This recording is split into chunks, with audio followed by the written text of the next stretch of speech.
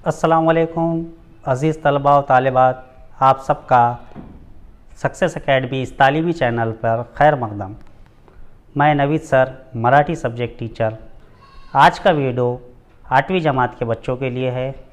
8वीं जमात के बच्चों का मराठी सब्जेक्ट का सिलेबस हम आज शुरू करने जा रहे हैं, जिसमें हम पहला जो गीत दिया हुआ है वो गीत हम देखेंगे, जिसका नाम है आम्ही चालवू हा पुढे वारसा।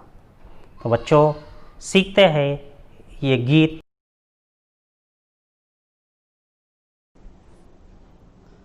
प्यारे बच्चों, आपको स्क्रीन पर गीत का नाम दिखाई दे रहा होगा, आम्ही चालवू हा पुढे वारसा। गीतकार है जगदीश खेबुड़कर। उनके बारे में यहाँ पर डिटेल भी दी हुई है, वो आप लोग अच्छे से पढ़ ले। हम शॉर्ट में यहाँ पर उनकी मालूमात देते हैं। जो प्रसिद्ध मराठी कवि रह चुके हैं, साहित्यिक रह चुके हैं, गीतकार है, और मराठी चित्रपट सृष्टि में, मराठी फिल्मों में भी उन्होंने गाने लिखने का, गीत लिखने का काम किया हुआ है। 325 मराठी फिल्मों में उन्होंने गाने लिखे।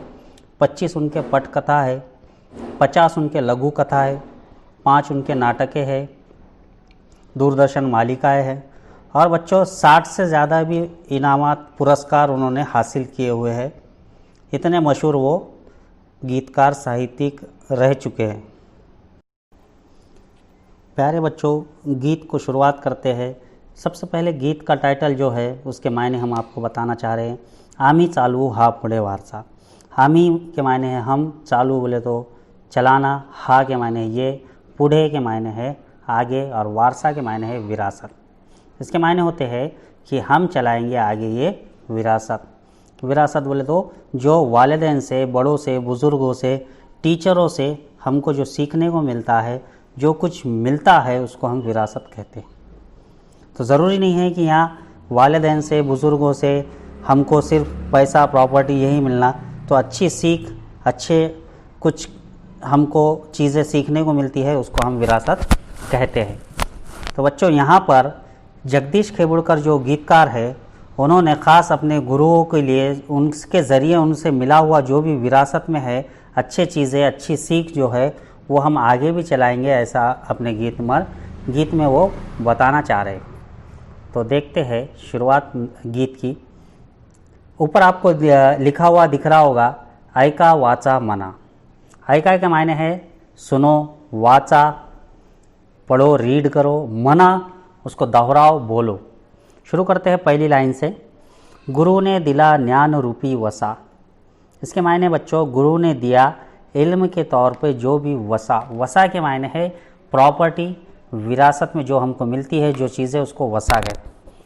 तो यहाँ पे गुरु ने जो भी हमको इल्म के रूप में दिया है, नॉलेज के रूप में दिया है, आम्ही चालवू हा पुढे वारसा, और हम चलाएंगे इसको आगे विरासत में। आगे की नेक्स्ट जनरेशन में भी हम, जो हमारे से आगे जो लोग आने वाले हैं, उनमें भी हम ये चलाएंगे आपकी दी हुई विरासत, ऐसा वो बताना चाह रहे। नेक्स्ट लाइन देखते हैं। पिता बंधु स्नेही तुम्ही माऊली।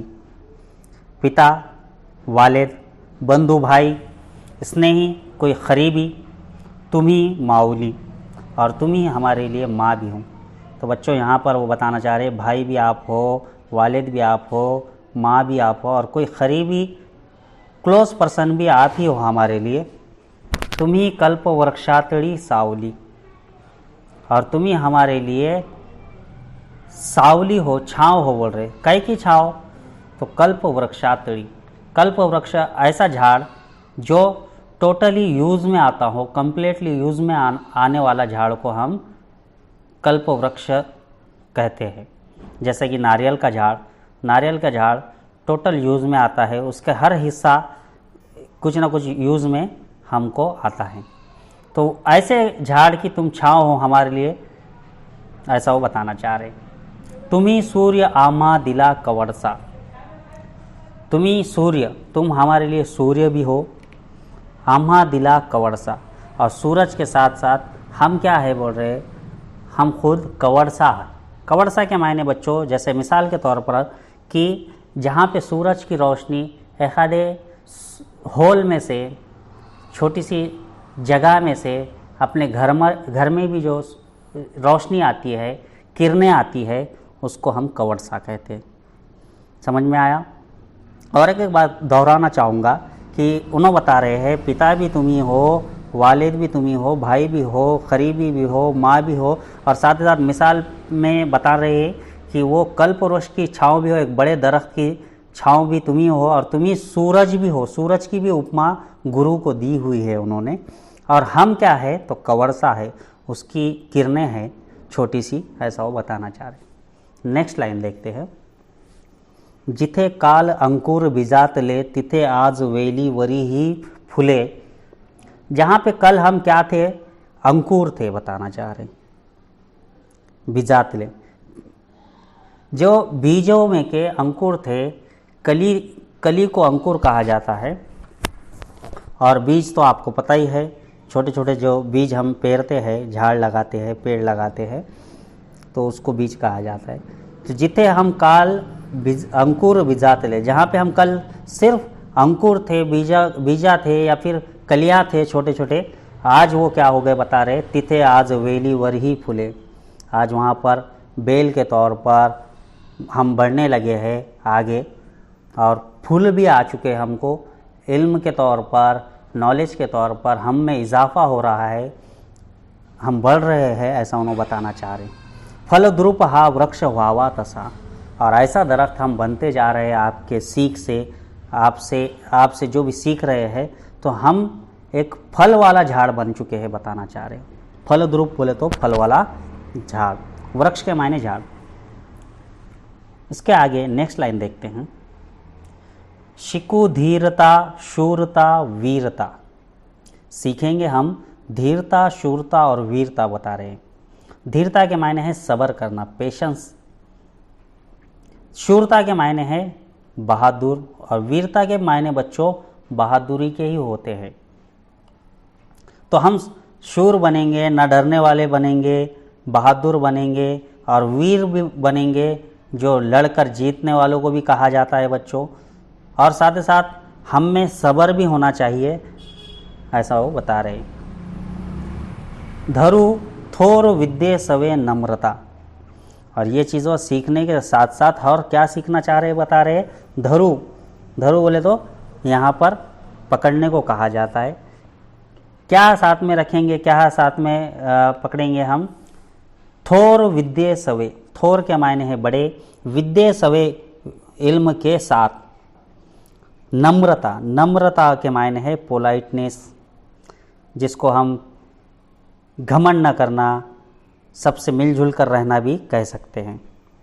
तो हम में ये शूरता, वीरता, धीरता के साथ साथ क्या होना चाहिए, नम्रता भी होना चाहिए, और वो बड़े पैमाने पे इल्म के साथ साथ वो चीज़ भी हम में आना चाहिए। यहाँ पर अदब लिहाज भी हम कह सकते हैं नम्रता को।